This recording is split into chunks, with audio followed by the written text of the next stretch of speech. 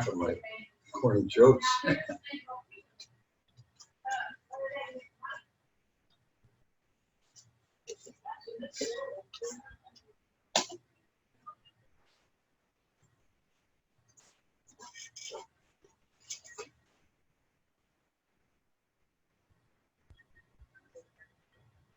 Does the system tell you who's watching?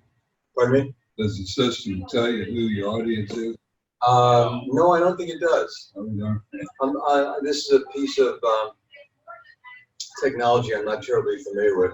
Sally, how are you? Good, how are you? Good, Morning. thanks. Good morning.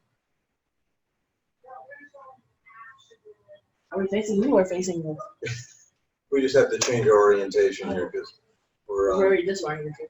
recording from the computer.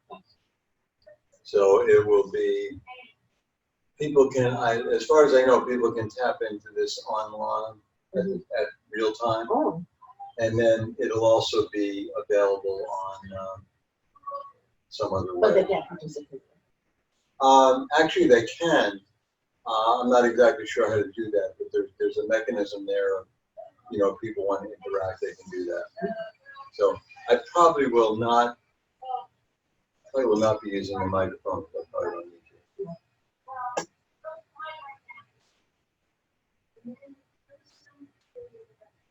Been missing you. How you doing? Good, I went to Atlanta last week, so. Oh, you did? Yeah. It was a good trip? Yeah, it was good. I couldn't find any Corona over there, so I just came back. Okay. See if you can find it here, right? Yeah.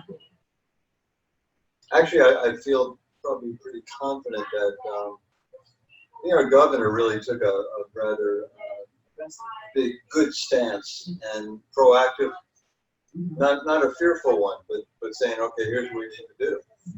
And I think a lot of people have kind of followed that direction, which I'm very pleased with.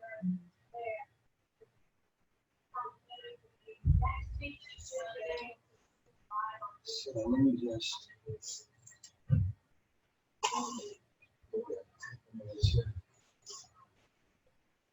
That is our goal.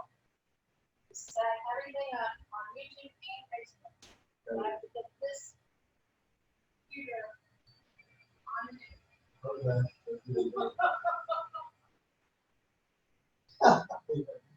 Good luck to all of us, right? Yes.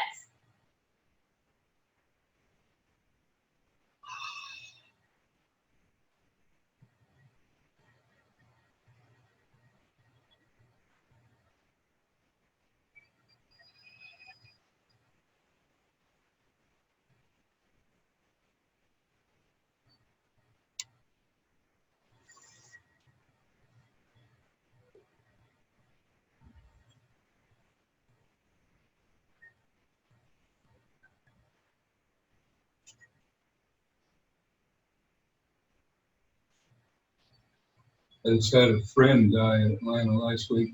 Oh, yeah? Yeah. He was a veteran. Meaning he came to visit you here? He used to live here. Oh.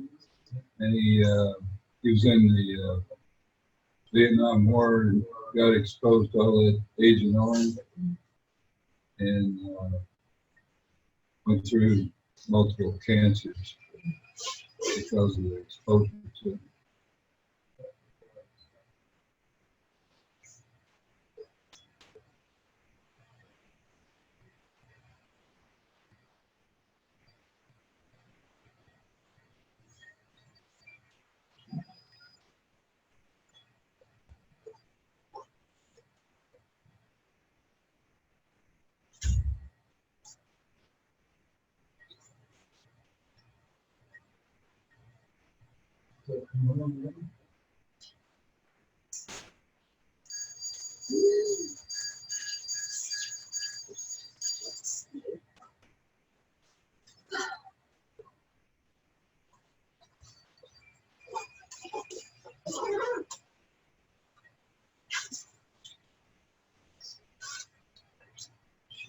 She's the best.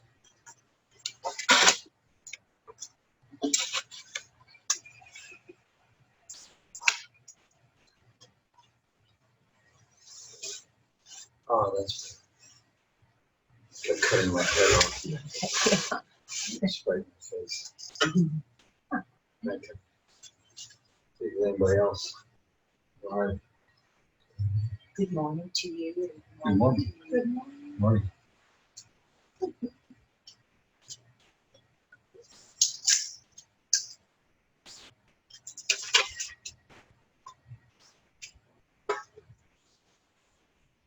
Bit of hand sanitizer if anybody would like to use it. Should get Precious stuff. It's certainly It's like gold these is. days. Would you Okay. find that? Well, thank you. Well, Okay. Hey, Rhonda. Morning. this one, Yeah, whatever you like. is someone saying, No, you're fine. So I guess we are. it's good to see you.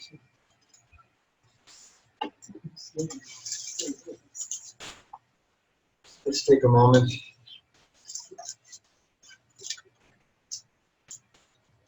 Let's keep in mind too the title of this book that we are working with and its significance in our daily lives, minute to minute.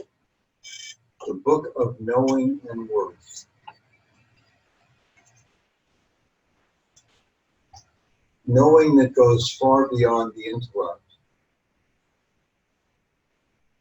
Knowing that goes to our, what we sometimes refer to as our heart center, the heart chakra, which is not a physical thing, but more of an energetic kind of thing. And then the whole sense of being worthwhile.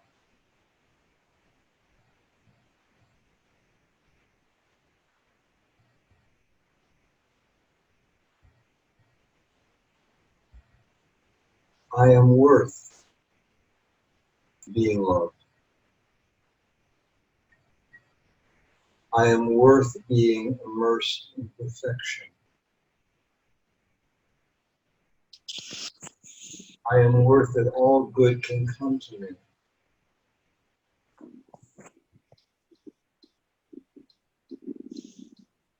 I know my worth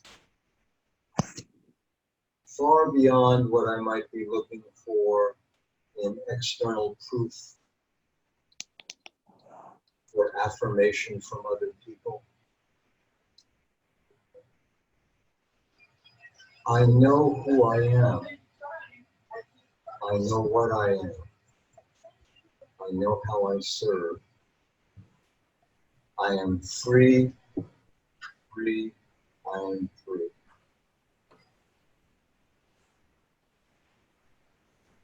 The light of God surrounds us. The love of God enfolds us. The power of God protects us. And the presence of God watches over us. Wherever we are, God is.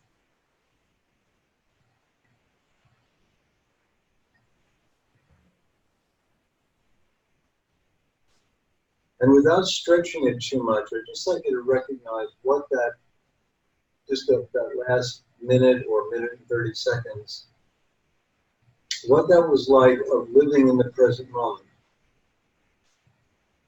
Because I don't know about you, but as I was being moved to do that, I wasn't thinking about there's no toilet paper, or we're running out of hand sanitizer, or I wonder what's going to happen next.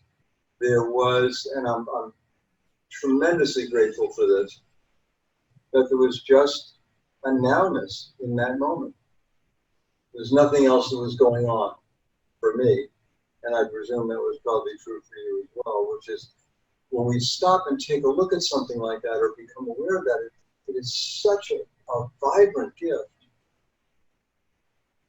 And then, of course, what happens to me is my judgment kicks in and say, oh, well, back to the real world. Now I've got to worry about that stuff again.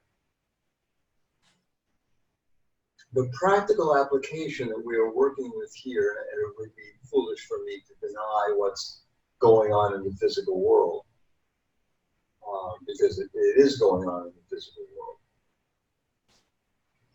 How can we take care of ourselves, physically, mentally, emotionally, spiritually, without creating more fear or more lack?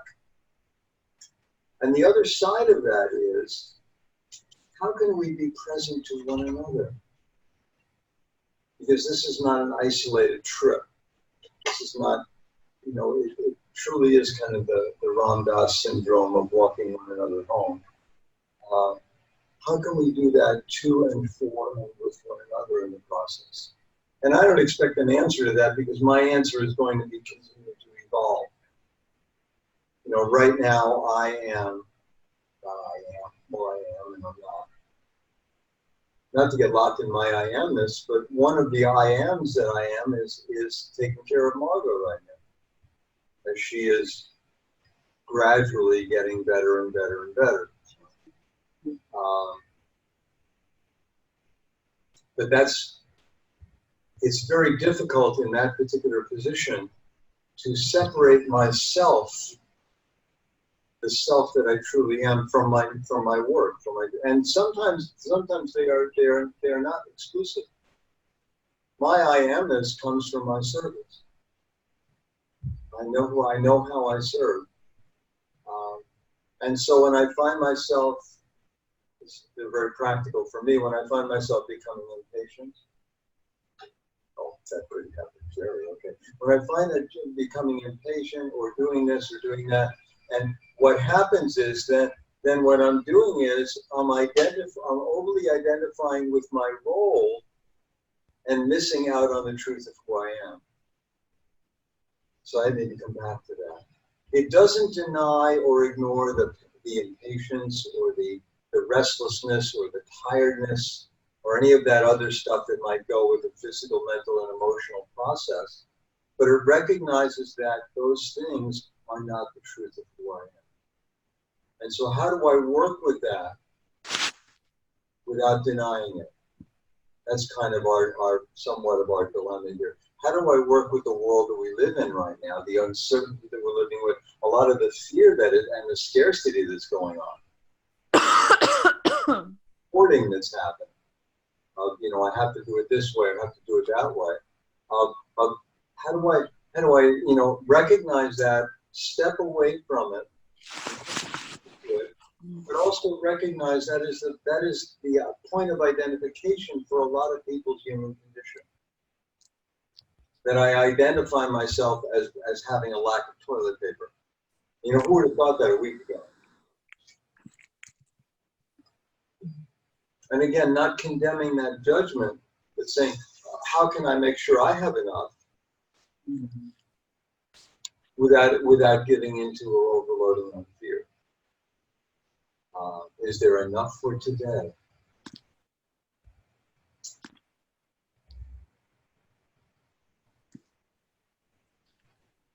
We are on page 167.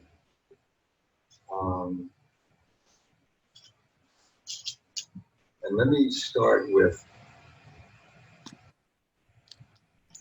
the middle of, sort of close to the top of the page. All of you have relationships, yes? In fact, everything we are involved in as human beings is a relationship. We have a relationship with one another here right now. We have a relationship with those who are not physically present. We have a relationship with our higher power. Sometimes that and again, because I am a human being, I have a relationship with God as another being out here someplace. And I also have a relationship with God as being the divine within me. Now, there will come a time probably when there's not going to be that distinction. But as a human being, I think most of us grew up with understanding God. And even many theologians in the 60s and 70s talked about God being the holy other, that indefinable thing, the essence of being. And so as a human being, I embrace that incomprehensible thing that we sometimes refer to as God, the infinite love that you are. How can I even begin to comprehend that? And then there's the other side, or not the other side, but the other angle of saying, the divine within me, The divine with me honors the divine within you. How does that work? Well, they're the same thing. This is your vehicle, not who you are. This is your, this is mine. And as this teaching continues to evolve and express itself to us and through us, what happens is we become more and more this clear vessel, this clear vehicle for the unique expression of the divine.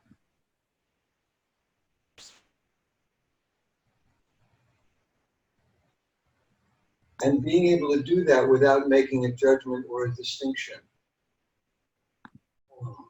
That's your uniqueness. Here's mine, and that's just it's sort of like a white light shining through a prism, breaking it up into different colors. All right. You know, I'm looking at you as being I'm green and you're blue. All right. But that's not really true either. That's just my perception of the unique perception or the unique expression of who we are, and yet that might call to mind a sense of separateness, which we are not about.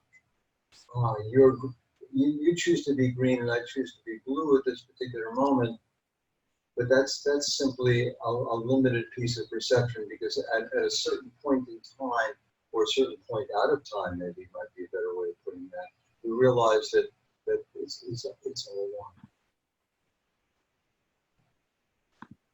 So our challenge here today, and not just today, but it's probably more obvious on days like this, right? Our challenge is, how do I embrace the oneness and take care of my humanness at the same time? Because we're not here to deny either one. And so, you know, all of us here who gathered here together physically this morning decided on a particular level of relationship and interaction that we felt comfortable with or more aligned with. And I don't know about you, but I decided to come. Valerie said, well, you can probably do this at home if you want to. And I said, yeah, that'd be okay. I could think about doing that. But I wanted to be here physically. See, if I was home and doing this, I would think in my mind, well, I'm missing something. Which is interesting, because I'm not really missing something. That's just my perception.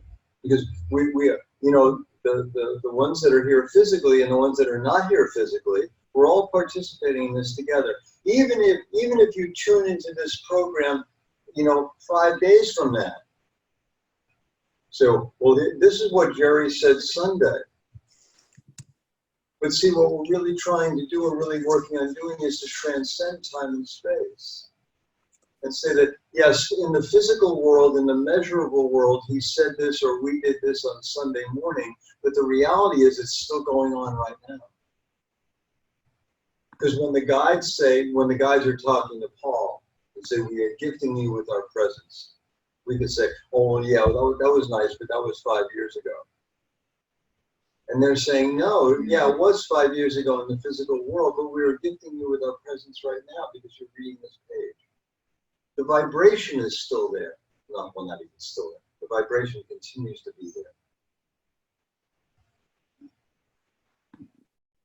All of you have relationships, yes? You decide the people you call to you to bring you what you need in your evolution. We are all part of one another's evolution. Ever look at that one? Person you meet in the store.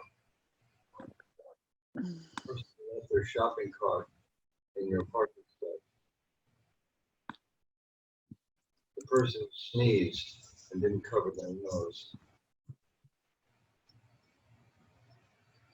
All of those are relationships. And yet, you know, the other side of it is you chose to be in that relationship. Why don't you choose that? Some of them are pretty obvious.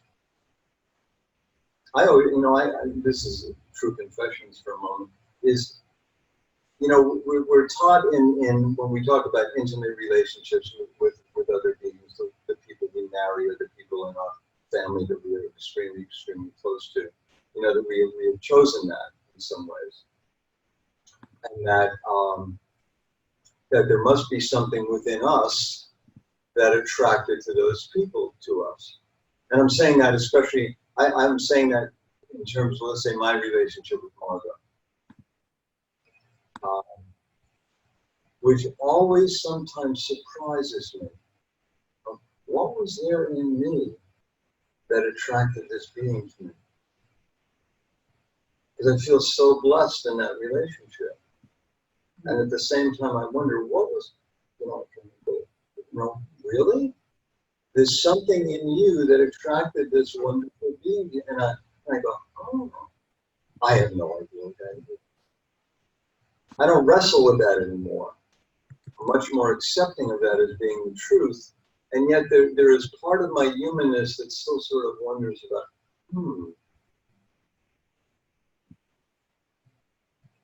They say in many ways are your greatest teachers because you can see how you invest your needs for others to be in response to you. A little bit intricate. But how do I normally expect other people to respond to me? Because we all have that. We all have that expectation, and sometimes it's met and sometimes it's not. It'd be like, well, when I was a kid, and I still, well, I kind of got past believing in Santa Claus, but as a kid, and I expected my parents to know what I wanted. Because they should know. I still believe that in some ways like that. They should have known. But we carry that same kind of expectation into our lives and other relationships. That we have an expectation that people will know what we need. And somehow or another will supply that need. Or at least be able to supply that need. If they loved me enough, then they would really know me and they would really know what I need. And if that doesn't happen, then I'll make noises, I'll huff and I'll puff, and I'll, do this and do that. Trying to get, somehow or another, get their attention because there's something that I need from them that I think they ought to give me. Now, there's a very, very delicate balance here because when I love another being, and I love them as much as I possibly can, thought-wise, action-wise as well, I am still never going to completely meet what they need. No one human being is never going to be able to completely feed another human. Because what we need and what we want is on a deeper level than that. So I can fall into that realm of codependency where I'm looking for somebody to satisfy a need in me that they really can't satisfy. How did Augustine put it? He said, "Oh Lord, you have made our hearts restless, and they will never rest until they rest in thee." And so a lot of times we might expect that another human being might be able to heal or cure our restlessness and make us to be completely at peace. And that's just not going to work on a spiritual level. So I need to be aware of that one. At the same time, it's okay to ask for what you need. That's another side to the whole picture. Okay? It's okay to ask for what you need, knowing sometimes that the other person might not be able to supply that. I mean, one of the things that stabbed me in the heart was when Margot was in so much pain that she would cry or cry out. That was like an arrow in my chest. And I would have done anything to take her pain away, but I couldn't do that.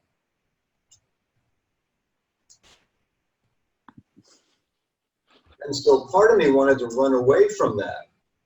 I don't want to hear that anymore. Okay, I want to be someplace else. Don't do that.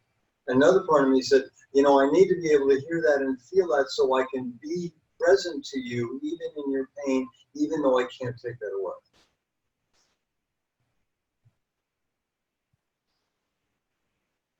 how you decide they should act and claim their own worth. You value people, like it or not, on how they make you feel. Now, I think some of us have probably gone beyond that consciously, but I also think it's one that we can fall back into very easily.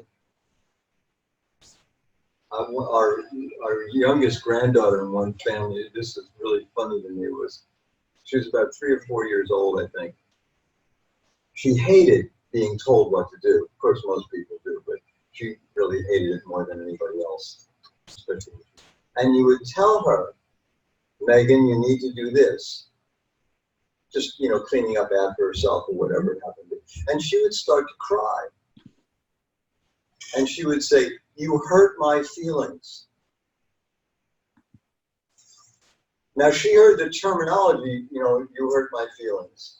But the way she was concentrating on it in her mind was, you made me feel bad by telling me that I needed to do something that I didn't want to do, and so my feelings got hurt. It was a really interesting take on hurting my feelings, okay? You hurt my feelings. And so she was carrying with her that expectation of, you value people, like it or not, on how they make you feel. I feel good when I am with him, I will say. I will stay. I do not feel good when I am with her, I will leave. That almost sounds like a Dr. Seuss. I feel good when I'm with him, I will stay. I do not feel good when I am with her, I will leave. You have an opportunity through this to know what you feel, but you also have an opportunity to learn who you are through the feelings you have and the experience you call to you.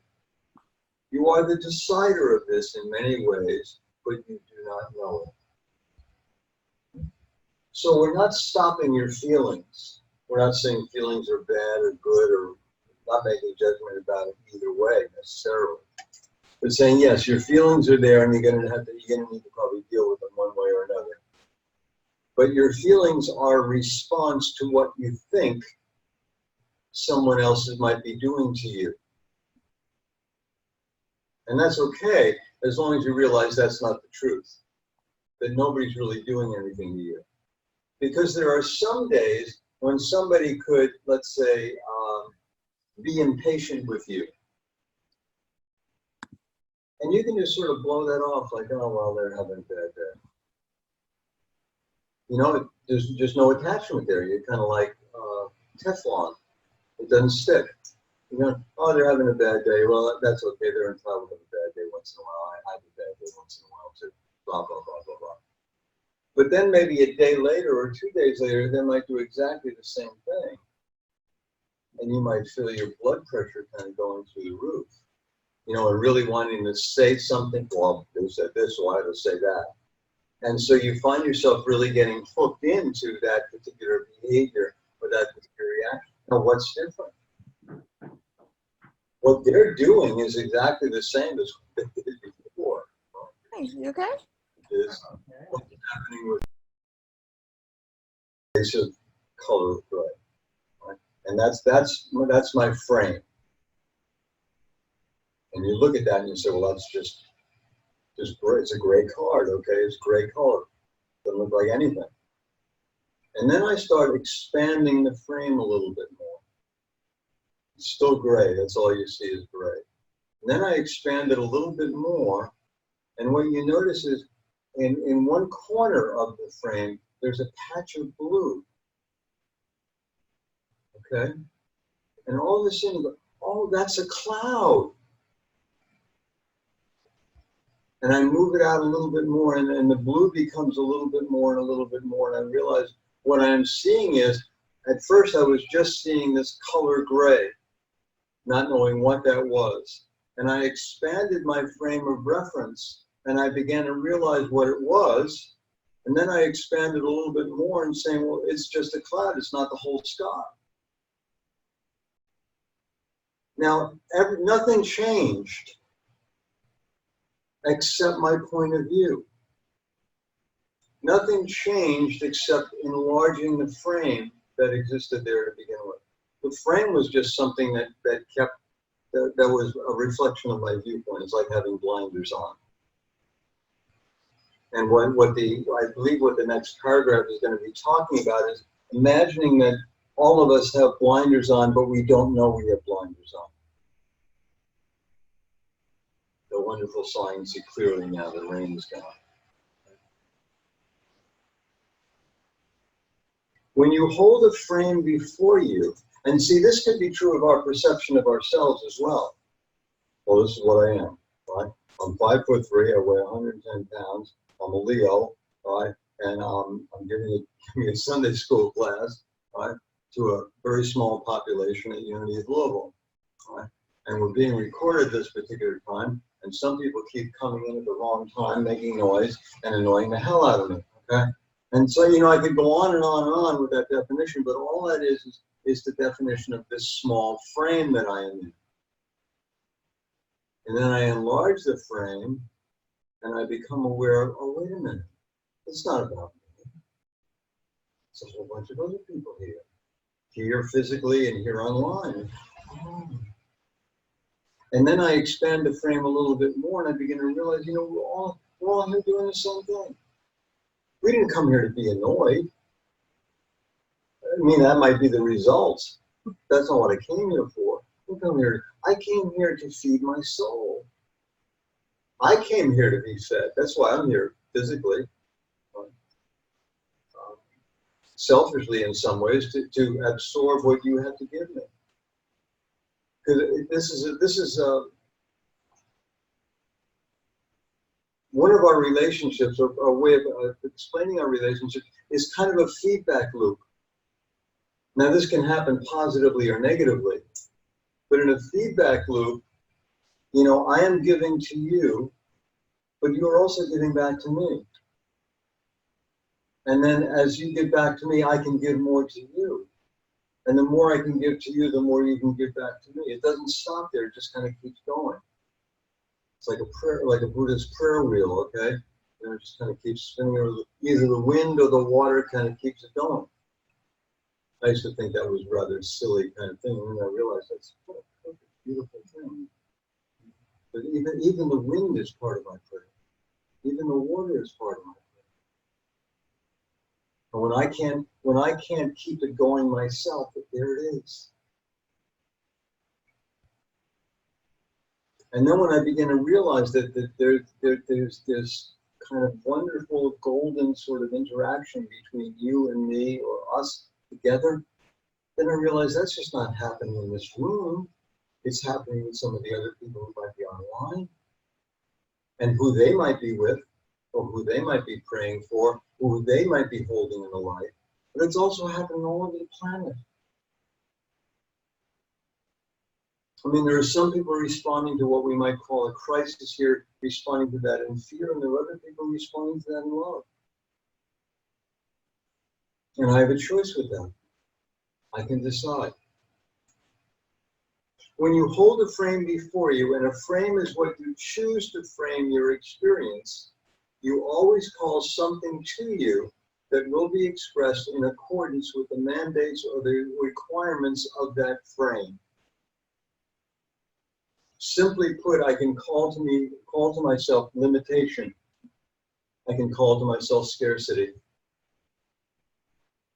Or I can call to myself an empathy or a compassion for those who are living more deeply in a state of scarcity. So when I walk into Kroger's and there's no toilet paper there, I can approach that on many, many different levels. Like, I can be angry because somebody took my toilet paper. I can project into the future and say, oh my God, what's it going to be like when I don't have any toilet paper? Or I can be compassionate for those who are living in a state of scarcity, that's become their blankie. That's their security blanket. Well, I've got a whole basement full of toilet paper. See, is that who you are? Now, I'm not saying if it shows up, don't buy it. But I'm saying if it doesn't show up, don't buy it either, okay? Don't buy that as being your fear. It'll somehow another one. I might not be here tomorrow. What happened to my worry about toilet paper? Oops. And again, I don't want to be in denial about that. What I'm suggesting is, yeah, if it's there, buy it. If it isn't, buy some baby wipes or something. There's ways you can get around. You might have to throw paper towels away, but there's a way around and through that it doesn't have to be, or doesn't necessarily need to be fearful. What you all decide what your frames are.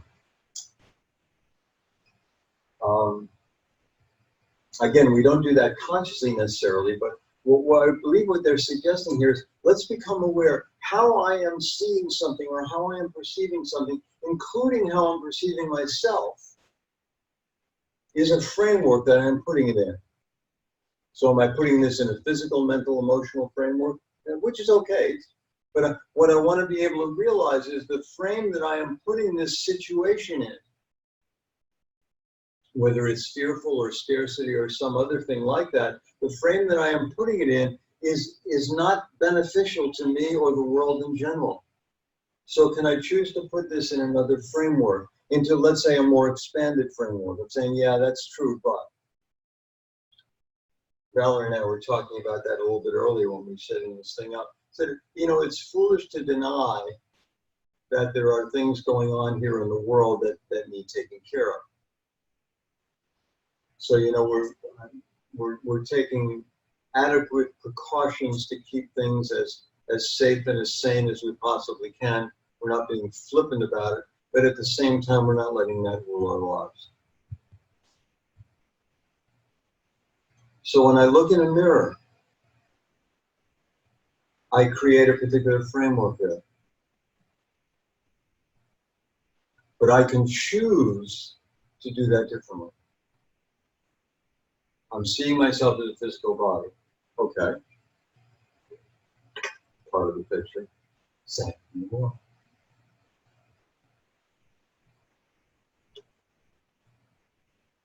You all decide what your frames are. Here's another Dr. Seuss. How you claim a frame. How you claim a frame in many ways is born in your history, personally, collectively, and the history of your plane, the earthly plane. So we could say war is inevitable. Just look at your history. That's a frame that I put kind of the human race in. Right? Is that what I want to do? A lot of things we inherit. A friend of mine and I were talking the other day. We're about the same age, so our parents were probably about the same age as well, and my set of parents, as well as his set of parents, grew up in the Depression era. And they had a mentality that was pretty well governed by that whole idea of scarcity.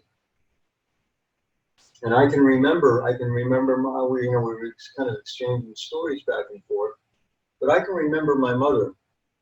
She told me one day when I was probably an adolescent sometime, that she made a promise to herself that if she ever had a family, that the refrigerator would always be full. Because she lived with an empty refrigerator a lot. Refrigerator, well, actually back then it was an icebox, a real icebox. Okay. And I can remember being about 4 or 5 years old, walking downtown with my mother, when she would hawk her wedding rings to get money to buy groceries.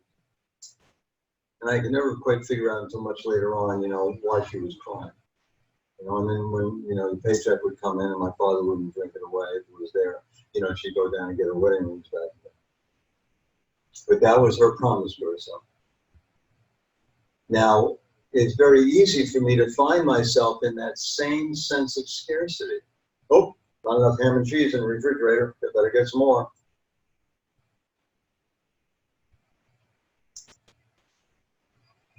We must do this because this is who we are, is a claim of group identity.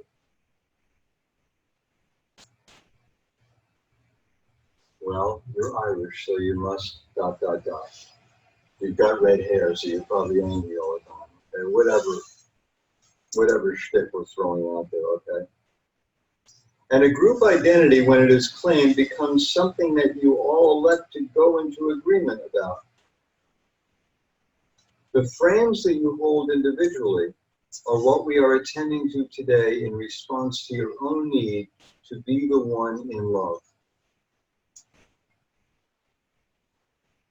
It's really fascinating how they just kind of flip that around.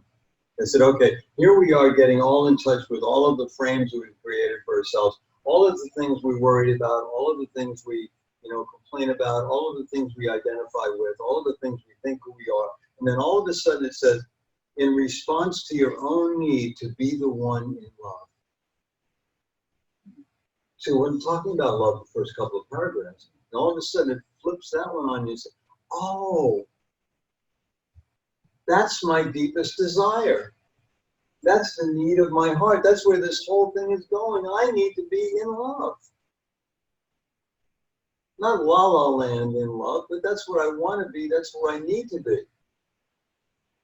Now, if you were to take what we mentioned a little bit before, is if we kind of lose our real identity with something like this, what we're saying is I need to be in love, and you need to help me with that. You need to give me the love that I need, or else I'm going to be lacking in something. Let's end with this paragraph and we'll do a little meditation. When you are cherished by another, you are held in love. Cherished by another. That's a wonderful, wonderful word. In other words, when another knows your worth, when you know the other knows your worth, knows the truth of who you are.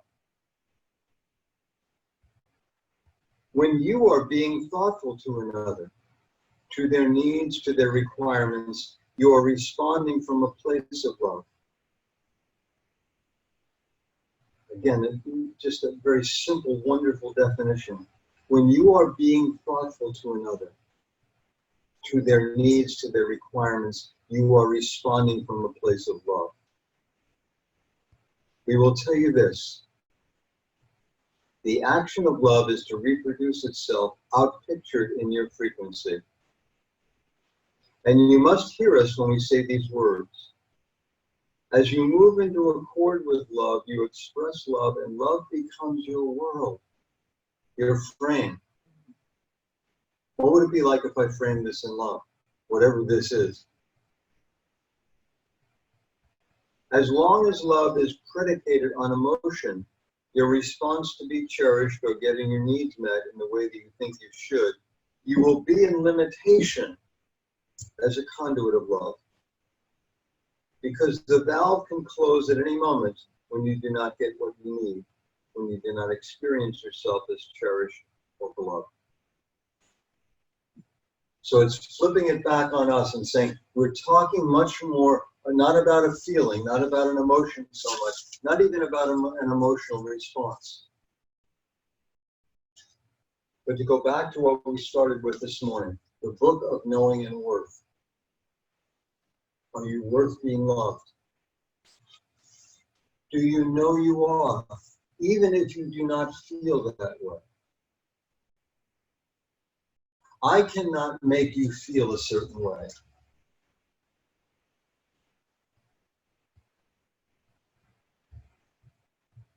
I can love you. You can love me back.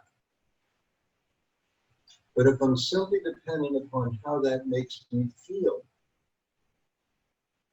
it's not going to work for a terribly long time because I'm just kind of feeding my personality self or my ego consciousness. Here again, when you are being thoughtful to another, to their needs, to their requirements, you are responding from a place of love.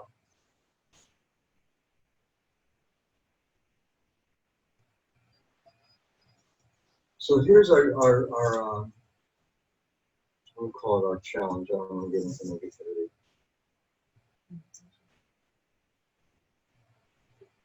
Close your eyes for a minute.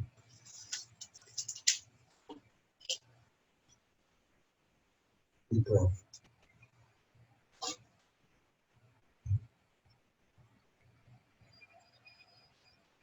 I wonder what it would be like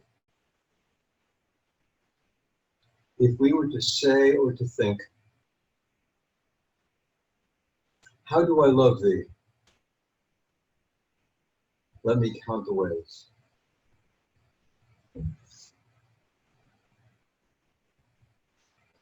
And what would it be like if we could apply that to ourselves?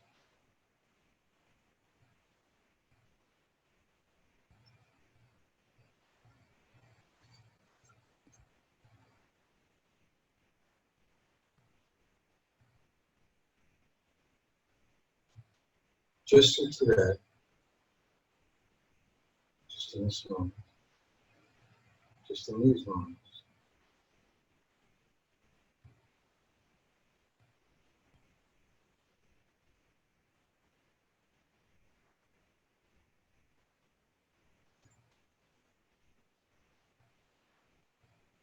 Notice the presence of love, of acceptance.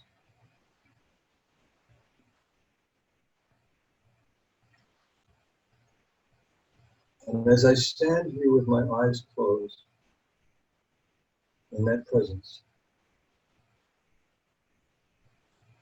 I do miss the physical presence of many people.